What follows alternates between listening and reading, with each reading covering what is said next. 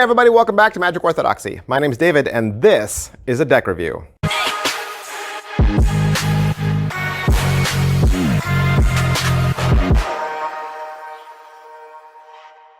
Hey everybody, welcome back to the channel. It's Monday. Yep, it's Monday. And you know what that means? We start off our week with playing cards. We start our week off with playing cards because I'm a big fan of the playing cards. I like playing cards. I love them. Been collecting playing cards my entire life. Been a magician my entire life. And it's always gone hand in hand, right? Playing cards, card magic, magic.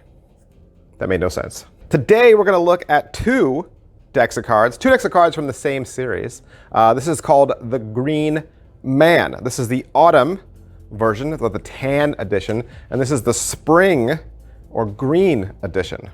And of course, both decks are a little similar. I'm going to show you both tuck cases. I'm going to show you both back designs, but when we get to the faces are pretty much the same. And so I'm only going to show you the faces from the green deck because I can't hold two decks at the same time.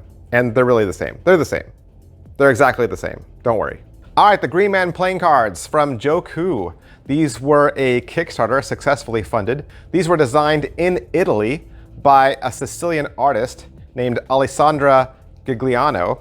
The Green Man playing cards are a celebration of the magic and the mythology of the plant world. After the success of his last deck, Jocu returns to what he knows, ancient art and folklore. These decks explore the iconic character known as the Green Man and delves into the legends behind dozens of plants and trees said to contain magical properties.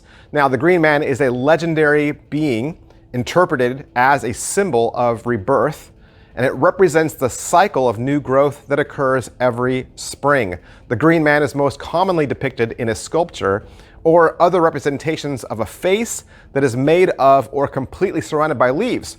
He is often related to natural vegetation gods and often used as decorative architectural ornaments. Green men are frequently found in carvings on both secular buildings and places of worship. The tuck cases are done in green and tan, respectively, and they're all done in foil, and they feature bright embossing. It says Green Man up at the top, and you have the Green Man symbol there in a circle. All around is decorative flora and fauna.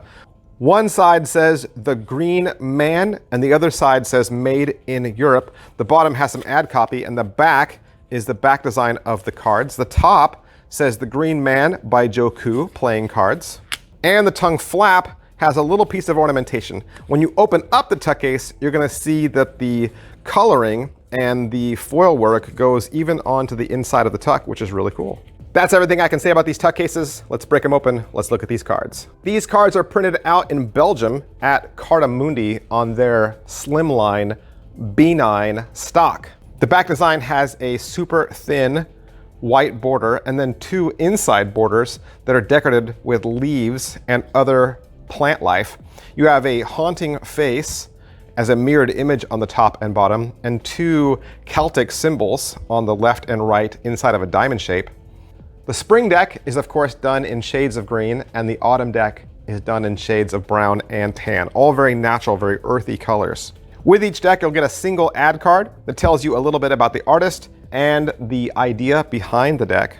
Also with this deck, you'll get two jokers. Each one is completely different. They do say Joker in the corner, but they depict a different type of sprite or fairy in the middle. Your ace of spades is a large pip with a face in the center, wearing leaves around like a crown. But then going on to the other aces, you'll see that they are done in similar fashions with large heads, wearing all kinds of leaf work and branches. Also above them and below them, you'll see that they are adorned with magic and mythological icons. Your pips and indice cards are completely custom. Your blacks are black and your reds are a very dark red. You have an original font in the corner.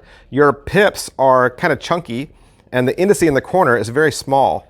Also, one pip in each card has been completely redone, and it really doesn't follow rhyme or reason from suit to suit. In fact, even from spade to spade, the center design is different.